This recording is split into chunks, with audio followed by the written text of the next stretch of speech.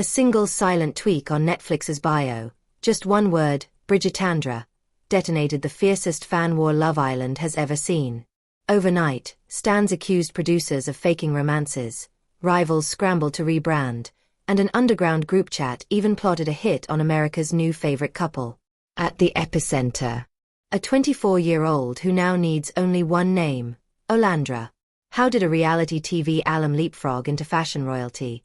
Why are brands tripping over themselves to claim her? And could the very hate fueling her rise be rooted in something far uglier than petty jealousy?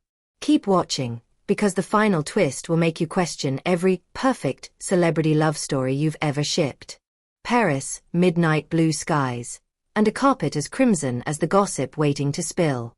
Olandra steps out in a custom Rahul Mishra couture coat, hand-stitched crystals catching every flash. Before journalists even finish typing her name, Netflix's official account wipes its bio clean and replaces it with one word, Bridgertandra. No taglines, no press release, just that single fusion of Bridgerton and Olandra. Twitter erupts. Fancams loop her slow-motion spin, while the streaming giant's Black Voices subpage crowns her diamond of the season. Vogue's caption? Cast of Bridgerton, plus the woman we can't ignore. Then the backlash hits. A random user sneers, they let anyone in nowadays, reviving a Golden Globe slur that Nick once crushed with a single tweet.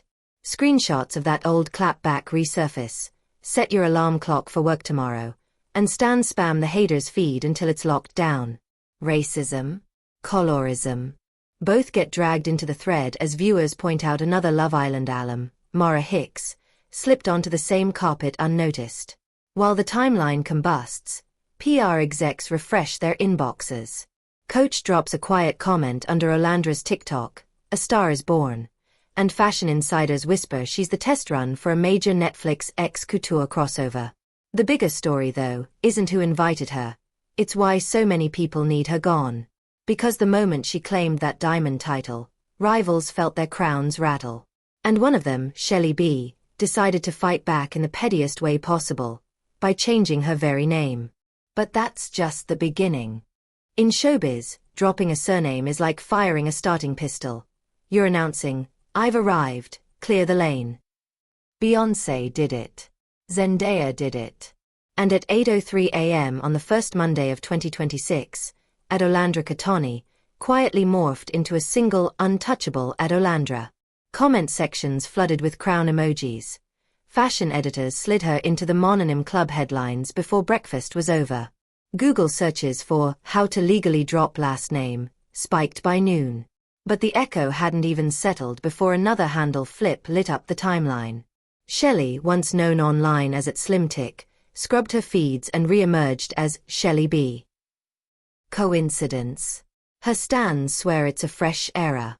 Olandra's army calls it a desperate sprint in second place. Memes fly, Olympic swimmers, photo finish racetracks, captions reading "one name? Try one up." Receipts pile higher. A tweet goes viral. Shell is in a one-sided competition with Olandra. Someone fires back. Remember when Olandra went live right after Shell and Ace split? Sound dumb? Exactly. Hashtags #Team Diamond and #Team B swarm opposite corners of Twitter like rival dance crews waiting for the bass drop. Yet behind the petty digs lies a real power shift. Brands now measure influence not in follow counts but in how quickly a single name conjures an entire aesthetic. For Olandra, that aesthetic is crystal-lined couture and Netflix bios bending to her will. For Shelley, the jury's still out. What's certain? The next blow in this silent war won't be a name change. It'll be an accusation. Screenshots are coming, and they claim someone's been stealing looks, poses, and maybe even entire campaigns. First came the side-by-side posts. Shelley's beachy sweetleaf ad from last fall versus Olandra's fresh sweet green campaign. Same sun-kissed backdrop, similar lime green corset, identical one-knee pose. The quote tweets were merciless. Control-C, Control-V, Diet Shelley, give the stylist back. Within hours, #CopyLandra trended at 42K mentions. But Olandra's camp clapped back with receipts. The campaign's creative director uploaded a behind-the-scenes TikTok, storyboards dated months before Shelley's shoot, emails showing Olandra never picked the wardrobe, and a time-stamped mood board titled Garden Goddess. Stans flipped the narrative. Shelley borrowed the look and hoped nobody noticed. Screenshots turned into subpoenas in the court of public opinion. Then hair color entered the courtroom. Shelley's champagne blonde reveal in December? Cute. Olandra goes honey platinum for Vogue 2 weeks later, and a Shelley stan declares, "She's single white femaling my girl." That tweet gets ratioed, someone hurls a schizophrenia slur, and moderation flags start flying. By midnight, both fandoms are mass reporting each other like rival hacker groups. Lost in the melee. The brands themselves. Sweet Green issues a polite "We love both ladies" statement, but engagement on their salad bowls jumps 38% in 24 hours. Controversy tastes like free dressing. Fashion blogs run "Who wore it better" polls. Olandra wins 61-39. Shelley's fans scream bot votes. Nobody notices the actual designer quietly reposting Olandra's photo with the caption, "Original Vision." When dawn breaks, the timeline is scorched ground, yet one ominous screenshot starts circulating, a private group chat plotting something darker than outfit theft. Targets: Nick and anyone standing near him. Suddenly, copycat drama looks like playground stuff, because what's coming next involves hexes, hits, and receipts the FBI would side-eye. Just when "Who wore it better" felt like the peak of pettiness, leaked screenshots yanked the fandom into true crime territory. A private Discord labeled 404, because, as one member bragged, Nick's career equals error 404, shows roughly 20 handles strategizing how to take him out, first figuratively, then alarmingly literally. Rumors suggest they debated everything from mass reporting his sponsors to hiring an ST witch for a real-world hex. One message even floated paying someone to off his public image for good. Enter the accidental spark. Cierra, sweet, unproblematic alum. Comments, "Love you, babe." On a TikTok edit celebrating her 2025 glow-up. Harmless. Except the video's creator sits squarely in that Discord log. Within minutes, screenshots circulate. She's with the hit squad. Threads snowball, calling Cierra complicit, schizophrenic slurs get thrown, and her mentions explode. Reality check. Cierra doesn't follow the account, likely had zero clue about the dark side of her fan. But on Twitter, innocence expires faster than a disappearing story. Meanwhile, Olandra's defenders compile side-by-side receipts. The same creator reposted a racist TikTok mocking Olandra's accent last fall. That clip resurfaces, amplifying the narrative that this isn't petty rivalry, it's targeted harassment wrapped in fandom cosplay. Brands monitor from the sidelines, calculating risk. One exec reportedly tells a journalist, "If stans are plotting witch hunts over salads and selfies, imagine what they'll do for premier seats." The takeaway: stan culture weaponized can torch reputations quicker than any official scandal. And yet, while Discord detectives hunt digital fingerprints, a different kind of phantom evidence bubbles up. An AI news blast claiming Olandra's entire romance was scripted by producers. Its press release poison dressed as fact, and it's about to rewrite 6 months of Love Island history. At 7:12 a.m., an ominous headline rockets across X. Producer confesses, Nick and Olandra were 100% scripted. The link leads to a glitchy blog with fluorescent pop-ups and an AI-generated summary tag barely visible at the footer. Still, the damage is instant. #PR couple catapults into trending territory before most people's coffee is brewed. The summary claims an anonymous Love Island USA producer told the US Sun that Nick and Olandra's entire relationship would not have existed without story editors splicing scenes, labeling it the fakest stuff we ever did. Screenshots of the paragraph circulate like wildfire, stoking every dormant conspiracy.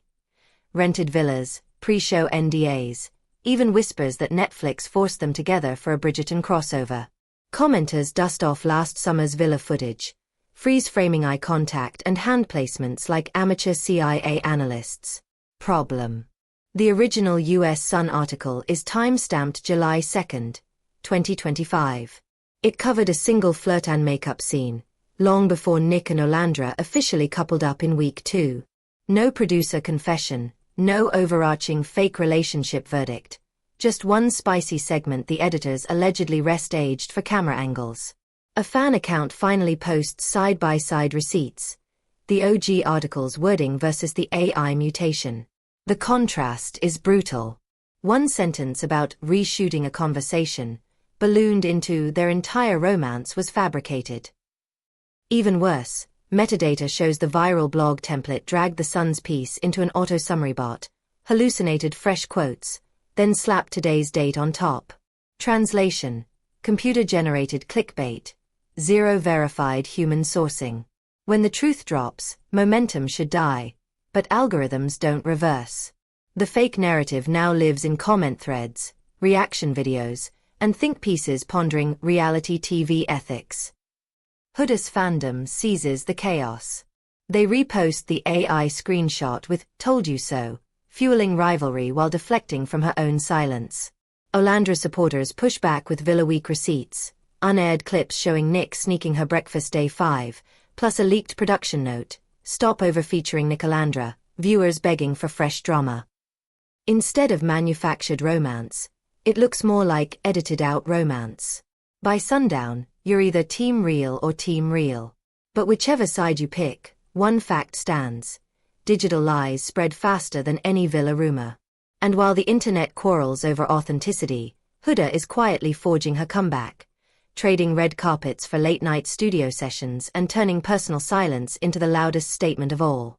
While Twitter volleys accusations like dodgeballs, Huda chooses, of all weapons, silence. Ever since the live stream slip-up that torpedoed half her sponsorships, she's been a ghost in designer sneakers. No red carpet selfies, no hashtag ad tags, just the glow of a recording booth at 3 a.m. Her last public numbers? 22 demo tracks, 4 co-writers, 1 brand new management team. She posts grainy studio pics captioned "determined," and disappears again before the trolls can reload. To fans, the quiet feels like abandonment. Discord threads titled "Where's the album?" sprout hourly. One ex-stan tweets, "No brand deals? I'm out." Another counters, "Real art takes time, babe." Screenshots of that debate rack up more engagement than some indie singles. Yet the comparison war is impossible to mute. Every Olandra Vogue spread lands like salt on an open timeline. Huda's supporters argue she's navigating double pressure, industry blacklist plus the extra scrutiny faced by a Palestinian woman speaking her mind. Detractors insist she's hiding behind a victim narrative. Nobody agrees. Everyone refreshes. Meanwhile, her boyfriend Lewis becomes collateral. Because his live stream sparked a cancellation, stans blame him for everything from lost endorsements to lunar eclipses. A few even DM him hotel addresses, urging a breakup for the good of her career. He replies with prayer hand emojis and logs off. The more they push, the quieter Huda gets. The quieter she gets, the louder the speculation grows. Then, a flicker, a producer leaks a Huda reference pack, 22 rough mixes, in a private IG story. The snippet reaches Reddit in minutes. Surging guitars, Arabic scales, a hook that chants, "I'm still here." The internet loses it. Fans switch from "Where is she?" to "When does it drop?" Brand scouts sniff opportunity. One indie label is rumored to offer joint venture funding if she remains brand-free and authentically rogue. Whether intentional or not, Huda's hush has become the loudest marketing plan of 2026. But while her comeback simmers in the shadows, color-coded spotlights are exposing a different double standard. One that lit up the Golden Globes and sent Olandra straight back into the line of fire. Golden Globes night should have been a victory lap. Olandra glided onto the Beverly Hilton carpet in liquid silver couture, the same event where fellow Love Islander Maura Hicks floated by in blush satin. Yet within minutes, the hashtag wasn't hashtag best dressed, it was hashtag why is she there, aimed squarely at Olandra. Comment after comment demanded her credentials, questioned her invite, or tossed the lazy jab. They let anybody in nowadays. Maura. Practically crickets. The contrast couldn't be clearer. 2 reality TV alums, one light-skinned, one dark-skinned, only one forced to show her resume at the door. Nick recognized the pattern instantly and recycled his legendary clapback, "Set your alarm clock for work tomorrow," a one-liner that silenced a similar hater months earlier. Screenshots of both moments went viral, paired with side-by-side photos of Mara and Olandra under the caption, "Spot the difference. Hint, it's not talent." Think pieces flooded Medium overnight, dissecting how black women, especially dark-skinned ones, must endlessly justify their space while their lighter peers glide past the velvet rope unbothered. Ironically, the backlash only boosted Olandra's metrics. Social listening firms logged 148,000 mentions, eighth most talked about person of the entire ceremony, outranking multiple Oscar winners. Golden Globe's official Instagram even smashed the follow button on her profile the next morning, a digital wink that said, "You belong here, cry louder, haters." Still, the ugliness stung. So when a fan tweeted from outside the Bridgerton premiere days later, Olandra made a split-second choice: prove her humanity louder than any trending topic. And that single decision, one midnight sidewalk meetup, would melt timelines more effectively than any designer gown. Paris, 11:47 p.m. The Bridgerton after-party is winding down, flashbulbs fading, chauffeurs double-parking along the curb. Inside, publicists herd talent toward the exit, but Olandra's phone buzzes, a notification lost in a sea of @s. "Queen, I'm freezing outside the venue. Any chance for a selfie?" Purple heart.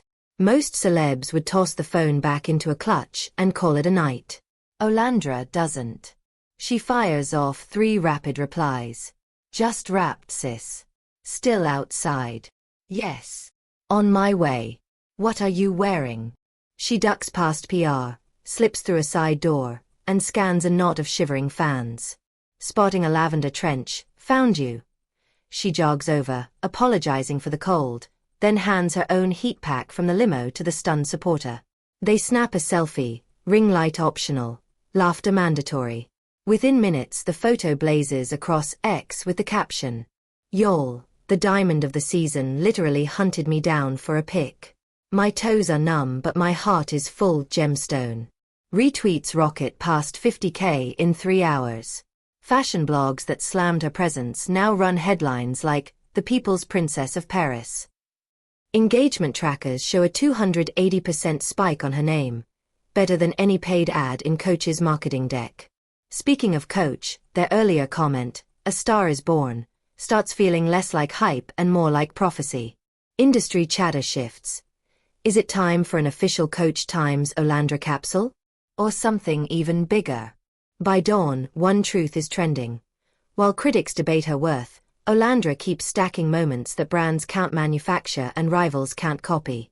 But behind boardroom doors, those same brands are crunching numbers and whispering about the billion-dollar play nobody saw coming. When Coach's verified account typed 4 little words, "A star is born," under Olandra's GRWM TikTok, Wall Street didn't blink, but Madison Avenue practically choked on its cold brew. Within 24 hours, the fashion house's own post-engagement jumped 37%, analysts traced the spike to Diamond Effect, and a Slack chain titled Olandra Capsule. Lit up at Coach HQ. Insiders whisper the pitch: a spring mini-line, corseted trenches, crystal-piped tote, limited to 3,000 units, aimed straight at Gen Z wallets that ignore runway ads but memorize every Love Island meme. Yet fans are thinking bigger than ambassador deals. "Collabs are cute," one viral comment reads, "but if Rihanna taught us anything, real money is owning the label." Under that tweet, ideas snowball: Olandra Water, Hydrate or Hypedrate. A skincare line called Diamond Glow, even silk sheets dubbed one name only. The loudest suggestion? Revive Serena Williams' underrated beauty line, Win. The product quality is there. Clean formulas, inclusive shades, just strapped for marketing. Olandra could step in as creative partner, relaunch with Netflix cross-promos, and turn a sleeping brand into a billion-dollar Fenty-level wake-up call. Imaginary numbers? Coach's own market data says otherwise.